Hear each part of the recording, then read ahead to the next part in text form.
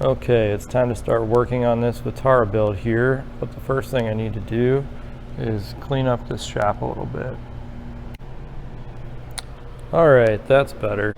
So this video is just going to be about documenting the specifications and the parts that are going into the engine. It's not going to be a how-to video. It's just for future reference for myself, and then if I ever sell this car, the future owner has nice documentation of what's in the car. So this is the stock Y8 block out of this 2000 Honda Civic EX, and I just got it back from the machine shop. It's been bored 20 over to accept some new pistons, and I also had the block decked just to clean it up a little bit. So if we go over here, what happened was I was running about 10 pounds of boost, and I cracked a ringland on cylinder 3, and cylinder 4 is starting to crack. So I decided to go with some Vitara pistons with the SpeedFactory no-notch rods, and hopefully with this setup I can take the boost up from 10 pounds to about 20 pounds, and it should be pretty safe. I do need to go back through the tune. Since I cracked a ringland, I was probably getting some detonation, and I'll have to get that cleaned up.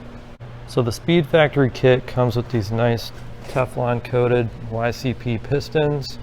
You can see they're dished quite a bit more than the Honda pistons over there, but the compression height of the piston is different, so they sell you these longer connecting rods that actually bring the piston back up in the bore to the correct height.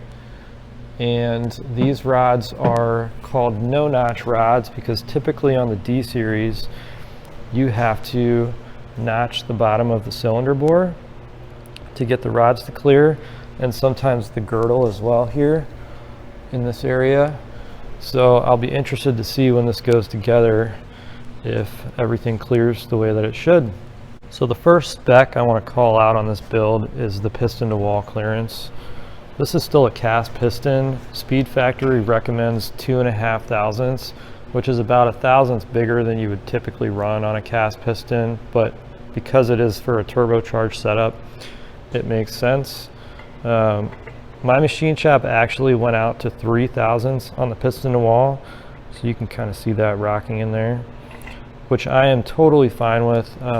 People have actually run these pistons at like 4 or 5 thousandths, and you get some piston slap, but the engines seem to hold up really well.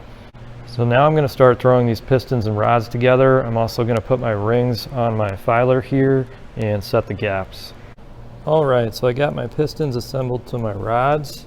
You can see my little clips in there, C-clips in there. And I've got the rings gapped, installed, and clocked.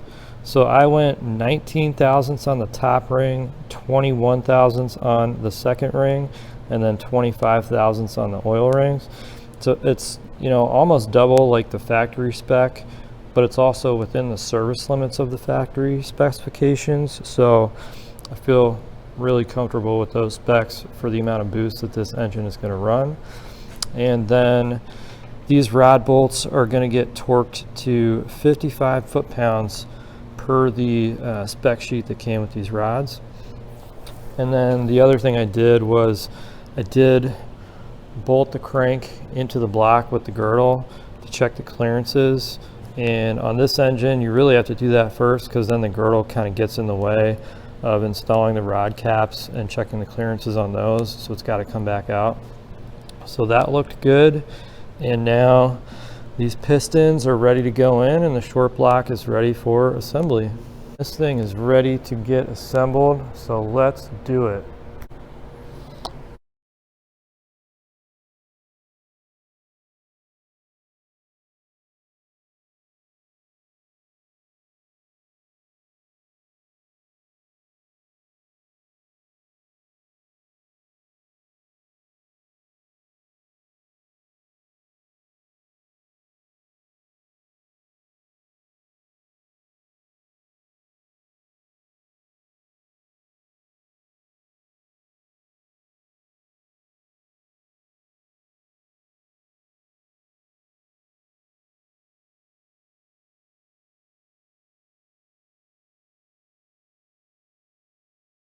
Okay, got the rotating assembly all put together.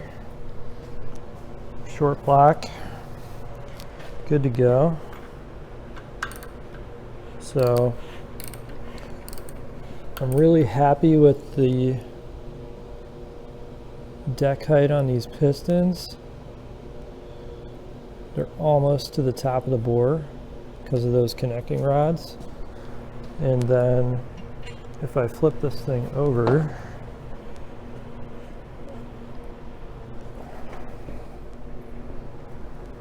you can actually see, you can see how close these rods are, or actually the rod bolts are to the girdle.